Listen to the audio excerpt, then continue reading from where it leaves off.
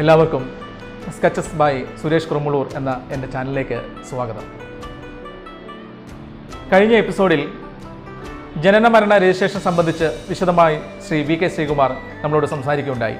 ജനന-മരണ registration സംബന്ധിച്ച് തിരുത്തലുകൾ എങ്ങനെ വരുത്താം എന്നുള്ളതിനെക്കുറിച്ച് വളരെയധികം സംശയങ്ങളാണ് ജനങ്ങൾക്കുള്ളത്. കാര്യങ്ങൾ അറിഞ്ഞാൽ എത്ര വേഗത്തിലാണ് നമുക്ക് ജനന-മരണ രജിസ്ട്രേഷൻ തിരുത്തലുകൾ വരുത്താവുന്നത്, എങ്ങനെയൊക്കെയാണ് ഈ തിരുത്തലുകൾ വരുത്തുന്നത് എന്ന് വളരെ സരളമായ ഭാഷയിൽ ഈ രംഗത്തെ വിദഗ്ധനായ ശ്രീ വി.കെ. ശ്രീകുമാർ നമ്മളോട് സംസാരിക്കുകയാണ്. എല്ലാവർക്കും ഈ എപ്പിസോഡിലേക്ക് സ്വാഗതം. ജനന മരണ രജിസ്ട്രേഷൻ സംബന്ധിച്ചുള്ള പുതിയ എപ്പിസോഡിലേക്ക് എല്ലാവർക്കും സ്വാഗതം. കഴിഞ്ഞ എപ്പിസോഡിൽ നമ്മൾ ഒരു ജനനവും മരണവും എങ്ങനെ രജിസ്റ്റർ ചെയ്യാം, വൈകി രജിസ്റ്റർ ചെയ്യുന്ന നടപടിക്രമങ്ങൾ എന്തൊക്കെയാണ്, അതുപോലെ തന്നെ വിദേശത്ത് ജനിച്ചൊരു കുട്ടിയുടെ ജനന രജിസ്ട്രേഷൻ എങ്ങനെ ചെയ്യാം, തിരുത്തലുകൾ എങ്ങനെ വരുത്താം എന്നുള്ള പ്രാഥമിക കാര്യങ്ങളാണ് ചർച്ച ചെയ്തത്. ഈ എപ്പിസോഡിൽ നമ്മൾ വിശദമായി സംസാരിക്കാൻ പോകുന്നത് ഒരു ജനന രജിസ്ട്രേഷനിൽ അല്ലെങ്കിൽ മരണ രജിസ്ട്രേഷനിൽ എങ്ങനെയാണ് തിരുത്തൽ വരുത്താം, എപ്രകാരമുള്ള തിരുത്തലുകൾ വരുത്താം എന്നുള്ളതാണ് ഇന്ന് സംസാരിക്കുന്നത്. ഒരു ജനന രജിസ്റ്ററിൽ രേഖപ്പെടുത്തിയിട്ടുള്ള കുട്ടിയുടെയോ മാതാപിതാക്കളുടെയോ പേരിൽ വരുത്തുന്ന മാറ്റങ്ങൾ, വിലാസത്തിൽ വരുത്തുന്ന മാറ്റങ്ങൾ, ചില കേസുകളിൽ സെക്സ് പോലുള്ള കാര്യങ്ങളിൽ വരുത്തുന്ന മാറ്റങ്ങൾ, അല്ലെങ്കിൽ ജനന തീയതി തന്നെ ചിലപ്പോൾ തെറ്റിപ്പോയിരിക്കാം. ഇങ്ങനെ പലവിധമായ തിരുത്തലുകൾക്ക് വിധേയമാക്കേണ്ടി വരും. സ്കൂളിൽ ചേർക്കേണ്ട ഒരു കുട്ടിയുടെ പേര് എങ്ങനെ തിരുത്താം, എപ്രകാരമൊക്കെ തിരുത്താം എന്ന് ഞാൻ കഴിഞ്ഞ എപ്പിസോഡിൽ പരാമർശിച്ചിരുന്നു. ഒരു ജനന രജിസ്ട്രേഷനിൽ ഒരു കുട്ടിയുടെ പേര് ആദ്യമായി ചേർക്കുമ്പോൾ മാതാപിതാക്കൾക്ക് ഇഷ്ടമുള്ള പേരാണ് ചേർക്കുക. എന്നാൽ 6 വയസ്സാകുമ്പോൾ സ്കൂളിൽ ചേർക്കുമ്പോൾ അവർക്ക് മറ്റൊരു പേര് ചേർത്ത് സ്കൂളിൽ ചേർക്കണമെന്ന് തോന്നിയാൽ അത് ചേർത്ത് സ്കൂളിൽ ചേർക്കുകയും അതിനുശേഷം രജിസ്ട്രേഷനിൽ അല്ലെങ്കിൽ സർട്ടിഫിക്കറ്റ് കിടന്നിരുന്ന പേര് ഒന്ന് മാറ്റി വേറൊരു പേരാക്കാൻ ആഗ്രഹം ഉണ്ടാവുകയും സാധാരണയാണ്. അതുപോലെ തന്നെ കുട്ടി ജനിക്കുമ്പോൾ തന്നെ ഒരു പേര് ചേർക്കുകയും സ്കൂളിൽ ചേർക്കുന്നതിന് മുമ്പായിട്ട് ഒന്ന് തിരുത്തണമെന്ന് ആഗ്രഹിക്കുകയും ചെയ്യാറുണ്ട്. ഈ 2 സന്ദർഭങ്ങളിലും കുട്ടിയുടെ പേര് തിരുത്താനുള്ള നിയമ വഴികളുണ്ട്. ഒരു കുട്ടിയുടെ പേര് ജനനസമയത്ത് ചേർക്കുകയും കുട്ടിയെ സ്കൂളിൽ ചേർത്തതിന് മുമ്പായി ഒരു തവണ തിരുത്തുകയും ചെയ്ത ശേഷം സ്കൂളിൽ വേറൊരു പേര് ചേർത്ത് കഴിഞ്ഞാൽ അതും തിരുത്താൻ നിയമ വശങ്ങളുണ്ട്. ഈ 3 രീതിയിലും, അതായത് ആദ്യം ഒരു പേര് ചേർത്തു, അതൊരിക്കൽ തിരുത്തി, മൂന്നാമത് സ്കൂളിൽ ചേർത്തപ്പോൾ ഇട്ട പേര് സ്കൂൾ രേഖ നിലവിൽ തിരുത്തി രജിസ്റ്ററിൽ അങ്ങനെയാക്കുന്നതിന് വഴികളുണ്ട്. പിന്നെ ഒരു കാര്യം, മാതാപിതാക്കളുടെ പേര് തിരുത്തുക എന്നുള്ളതാണ്. ശ്രദ്ധിക്കേണ്ട പ്രധാനപ്പെട്ട കാര്യം, കുട്ടിയുടെ ജനന സമയത്തുള്ള വിവരങ്ങളാണ് ഈ രജിസ്റ്ററിൽ ഉണ്ടാകുന്നത്. ഉദാഹരണം പറഞ്ഞാൽ 1/4/75 ജനിച്ചത്. ഈ കുട്ടിയുടെ മാതാപിതാക്കൾക്ക് ആ ദിവസം എന്ത് പേരായിരുന്നോ, ഏത് വിലാസത്തിലാണ് സ്ഥിരതാമസമായിരുന്നത് എന്നുള്ള വിവരങ്ങളാണ് രജിസ്റ്ററിൽ ഉണ്ടാകുക. ഈ ദിവസം കഴിഞ്ഞുണ്ടാകുന്ന മാറ്റങ്ങൾ, ഉദാഹരണം പറഞ്ഞാൽ ഗസറ്റ് വിജ്ഞാപനം ചെയ്ത് മാതാപിതാക്കളുടെ പേര് അല്ലെങ്കിൽ മാതാവിൻ്റെ പിതാവിൻ്റെ പേര് 75 ശേഷം മാറ്റുകയാണെങ്കിൽ ഈ പേര് ഗസറ്റ് വിജ്ഞാപനം ചെയ്തിട്ടുള്ള പേര് ആയിട്ട് തിരുത്താൻ സാധിക്കില്ല. മറ്റൊന്ന് മാതാപിതാക്കളുടെ പേര് തിരുത്തുന്ന കാര്യമാണ്. ഒരു കുട്ടിയുടെ ജനനസമയത്ത് മാതാപിതാക്കളുടെ ഔദ്യോഗിക രേഖയിലെ പേര് എന്താണോ, ഉദാഹരണം പറഞ്ഞാൽ ആ ജനനസമയത്ത് അവരുടെ സ്കൂൾ രേഖയിലുള്ള പേര് അല്ലെങ്കിൽ മറ്റ് ഔദ്യോഗിക റെക്കോർഡുകളുള്ള പേര്, അത് മാത്രമേ ജനന രജിസ്റ്ററിൽ ചേർക്കാൻ പാടുള്ളൂ. നമ്മൾ റിപ്പോർട്ട് ചെയ്യുമ്പോൾ പ്രത്യേകം ശ്രദ്ധിക്കേണ്ട കാര്യം അതാണ്.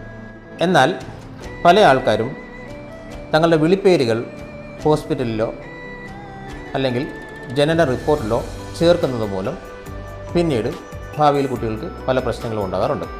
അതുകൊണ്ട് നിർബന്ധമായും അവരുടെ ഔദ്യോഗിക രേഖയിലുള്ള പേരുകൾ മാത്രം ജനനസമയത്ത് റിപ്പോർട്ട് ചെയ്യുമ്പോൾ മാതാപിതാക്കളുടെ പേരുകളായി ഉൾപ്പെടുത്താൻ ശ്രദ്ധിക്കുക. അതുപോലെ തന്നെയാണ് മേൽവിലാസത്തിലെ കാര്യവും. കുട്ടിയുടെ ജനനസമയത്ത് മാതാപിതാക്കൾ ഏത് മേൽവിലാസത്തിലായിരുന്നോ സ്ഥിരതാമസമായിട്ടുണ്ടായിരുന്നത് ആ വിലാസവും അപ്പോഴത്തെ വിലാസവും രണ്ടും വ്യത്യാസമുണ്ടെങ്കിൽ അങ്ങനെയും ചേർക്കാവുന്നതാണ്. മാത്രമാണ് സ്ഥിര മേൽവിലാസമായി ചേർക്കേണ്ടത്. ഇത് പിന്നീട് വേറൊരു വിലാസമായിട്ട് തിരുത്തുന്നതിന് സാധിക്കില്ല. ഉദാഹരണം പറഞ്ഞാൽ കുട്ടിയുടെ ജനനസമയത്ത് ഒരു സ്ഥലത്ത് താമസിക്കുകയും 5 വർഷത്തിന് ശേഷം അവർ മറ്റൊരു സ്ഥലത്തേക്ക് സ്ഥലം മാറിപ്പോവുകയും ചെയ്യുകയാണെങ്കിൽ റെക്കോർഡിലുണ്ടാവുക അവരുടെ ആദ്യത്തെ മേൽവിലാസമായിരിക്കും. എന്നാൽ ഇത് പിന്നീട് പുതിയ താമസ സ്ഥലമായിട്ട് തിരുത്താൻ നിർവാഹമില്ല. എന്നാൽ കുട്ടിയുടെ ജനനസമയത്ത് തെറ്റായൊരു വിലാസം നൽകുകയാണെങ്കിൽ അത് തെളിയിക്കാൻ രേഖകളുണ്ടെങ്കിൽ അത് തിരുത്തി നൽകുന്നതാണ്. എന്നാൽ കുട്ടിയുടെ ജനനസമയത്ത് മാതാപിതാക്കൾക്ക് ഒരു പേരുണ്ടാവുകയും ജനനത്തിന് ശേഷം അവർ ഗസറ്റ് വിജ്ഞാപന പ്രകാരം ഈ പേര് മാറ്റുകയാണെങ്കിൽ കുട്ടിയുടെ ജനന റെക്കോർഡിൽ ഗസറ്റ് വിജ്ഞാപന പ്രകാരം മാറിയ പേര് അലിയാസ് നെയിം ആയി ചേർക്കാവുന്നതാണ്. എന്നാൽ ഒരാൾക്ക് ഒരു പേരുണ്ടാവുകയും, ഇപ്പോൾ ഉദാഹരണം പറഞ്ഞാൽ കുട്ടിയുടെ പിതാവിന് തന്നെ ഒരു പേരുണ്ടായിരിക്കുകയും കുട്ടിയുടെ ജനനത്തിന് മുൻപ് തന്നെ അത് ഗസറ്റ് നോട്ടിഫൈ ചെയ്ത് മാറ്റുകയും ചെയ്തിട്ടുണ്ടെങ്കിൽ പുതിയ പേര്, അതായത് ഗസറ്റ് നോട്ടിഫൈ ചെയ്ത് മാറ്റിയ പേര് ജനന റെക്കോർഡിൽ ചേർത്ത് കാര്യങ്ങൾ ചെയ്യാവുന്നതാണ്. മാതാവിൻ്റെ പേരിൻ്റെ കാര്യത്തിലായാലും ഇത് തന്നെയാണ്. കുട്ടിയുടെ ജനനത്തിന് മുൻപ് ഗസറ്റ് നോട്ടിഫൈ ചെയ്ത് പേര് മാറ്റിയിട്ടുണ്ടെങ്കിൽ ആ പേര് ജനന റെക്കോർഡിൽ ഉൾപ്പെടുത്താവുന്നതും, എന്നാൽ കുട്ടിയുടെ ജനനത്തിന് ശേഷമാണ് പേര് മാറ്റിയിട്ടുള്ളതെങ്കിൽ അത് അലിയാസ് നെയിമായി ചേർത്ത് ഭാവി കാര്യങ്ങൾക്ക് ഉപയോഗിക്കാവുന്നതുമാണ്. ജനന രജിസ്റ്ററിലോ അതുപോലെ തന്നെ മരണ രജിസ്റ്ററിലോ മരിച്ചയാളോ ജനിച്ചയാളോ അല്ലെങ്കിൽ മാതാപിതാക്കളോ വേറൊരു പേരിൽ കൂടി അറിയപ്പെടുന്നുണ്ടെങ്കിൽ വില്ലേജ് ഓഫീസറുടെ ഫിനാൻഷ്യൽ സർട്ടിഫിക്കറ്റും മറ്റൊരു രേഖയും വെച്ചുകൊണ്ട് ഈ വിളിക്കപ്പെടുന്ന പേര് അലിയാസ് നെയിമായി ചേർത്ത് നൽകാൻ വ്യവസ്ഥയുണ്ട്.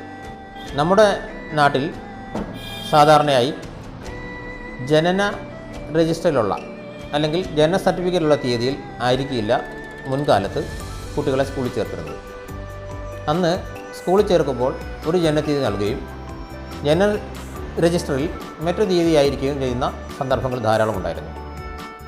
ഇങ്ങനെയുള്ള കേസുകളിൽ ജനന രജിസ്റ്ററിലെ തീയതിയും കുട്ടിയുടെ സ്കൂൾ അഡ്മിഷൻ രജിസ്റ്ററിലെ തീയതിയും തമ്മിൽ വ്യത്യാസപ്പെട്ടു പോകും.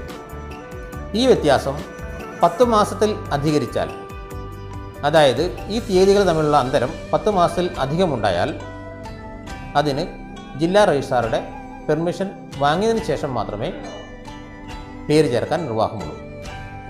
ജനന രജിസ്റ്ററിൽ പേര് ചേർത്തിട്ടുള്ള കേസുകളിൽ ഈ അനുവാദം ആവശ്യമില്ല.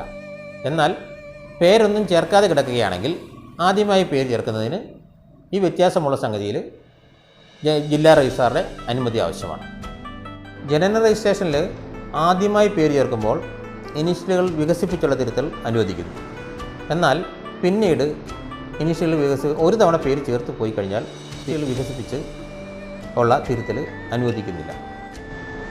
സ്കൂൾ രേഖയിലോ ജനന സർട്ടിഫിക്കറ്റിലോ, അതായത് ജനന രജിസ്റ്ററിലോ ഇനീഷ്യൽ കൂടാതെ അല്ലെ സർനെയിം കൂടാതെ പേര് ചേർത്തിട്ടുണ്ടെങ്കിൽ സ്കൂൾ രേഖയിൽ ഇല്ലെങ്കിൽ കൂടി ജനന രജിസ്റ്ററിൽ ഈ സർനെയിം അല്ലെങ്കിൽ ഇനീഷ്യൽ ചേർക്കാൻ നമ്മുടെ നിയമത്തിൽ വ്യവസ്ഥ ചെയ്തിട്ടുണ്ട്.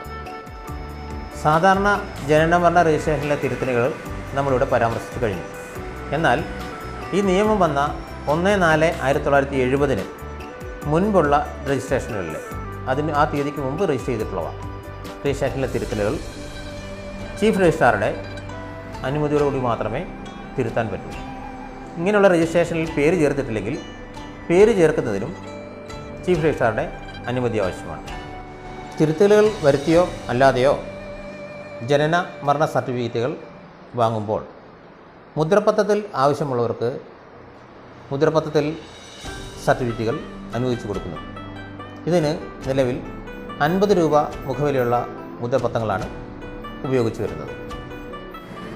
ഇത് കൂടാതെ ഗവൺമെൻറ് സൈറ്റിൽ നിന്നും നമുക്ക് ഈ സർട്ടിഫിക്കറ്റുകൾ ഡൗൺലോഡ് ചെയ്തെടുക്കാവുന്നതുമാണ്. ഈ ഡൗൺലോഡ് ചെയ്തെടുക്കുന്ന സർട്ടിഫിക്കറ്റുകൾ സാധാരണ IT ആക്ട് പ്രകാരം ഇതിന് എല്ലാ അംഗീകാരവും ഉള്ളതാണ് എന്നുകൂടി ഓർക്കുക. നിങ്ങൾക്ക് ഈ സർട്ടിഫിക്കറ്റുകൾ ഡൗൺലോഡ് ചെയ്തെടുക്കുന്നതിന് cr.lsgkerala.gov.in എന്ന സൈറ്റിൽ പ്രവേശിച്ചാൽ മതിയാവും. ധാരാളമായി ഈ സർട്ടിഫിക്കറ്റുകൾ നമുക്ക് ഡൗൺലോഡ് ചെയ്തെടുക്കാൻ സാധിക്കും. സാധാരണ ജനന-മരണ രജിസ്ട്രേഷനിലെ തിരുത്തലുകൾ നമ്മളിവിടെ പരാമർശിച്ചു കഴിഞ്ഞു. എന്നാൽ ഈ നിയമം വന്ന 1/4/1970 മുൻപുള്ള രജിസ്ട്രേഷനുകളിൽ ആ തീയതിക്ക് മുമ്പ് രജിസ്റ്റർ ചെയ്തിട്ടുള്ളവ രജിസ്ട്രേഷനിലെ തിരുത്തലുകൾ ചീഫ് രജിസ്ട്രാറുടെ അനുമതിയോടുകൂടി മാത്രമേ തിരുത്താൻ പറ്റൂ.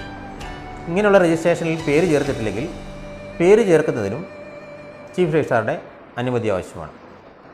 ഓൺലൈൻ സേവനങ്ങൾക്ക് നിങ്ങൾക്ക് തൊട്ടടുത്തുള്ള അക്ഷയ കേന്ദ്രങ്ങളെ സമീപിക്കാവുന്നതാണ്. ഏതെങ്കിലും ജനന-മരണ സർട്ടിഫിക്കറ്റുകൾ ലഭിക്കണമെന്നുണ്ടെങ്കിൽ അക്ഷയ കേന്ദ്രങ്ങളിൽ പോയി ജനനമോ മരണമോ നടന്ന തീയതി അറിയിക്കുകയാണെങ്കിൽ അവിടെ നിന്ന് തന്നെ ഈ സർട്ടിഫിക്കറ്റുകൾ ഡൗൺലോഡ് ചെയ്ത് നിങ്ങൾക്ക് പ്രിൻ്റ് ലഭ്യമാക്കുന്നതാണ്. കഴിഞ്ഞ എപ്പിസോഡിൽ ജനനവും മരണവും എപ്രകാരം രജിസ്റ്റർ ചെയ്യണം എന്നുള്ളതാണ് നമ്മൾ സംസാരിച്ചത്. ഈ എപ്പിസോഡിൽ ധാരാളമായി കണ്ടുവരുന്ന തിരുത്തലുകൾ, ജനന മരണ രജിസ്ട്രേഷനിലെ തിരുത്തലുകൾ എപ്രകാരമാണ് ചെയ്യേണ്ടതെന്ന് നമ്മൾ സംസാരിച്ചു. ഇനി അടുത്ത എപ്പിസോഡിൽ നമുക്ക് വിവാഹ രജിസ്ട്രേഷൻ സംബന്ധിച്ചുള്ള വിശദാംശങ്ങളിലേക്ക് പോകാം. ഇത്രയും നേരം ശ്രവിച്ചതിന് നന്ദി.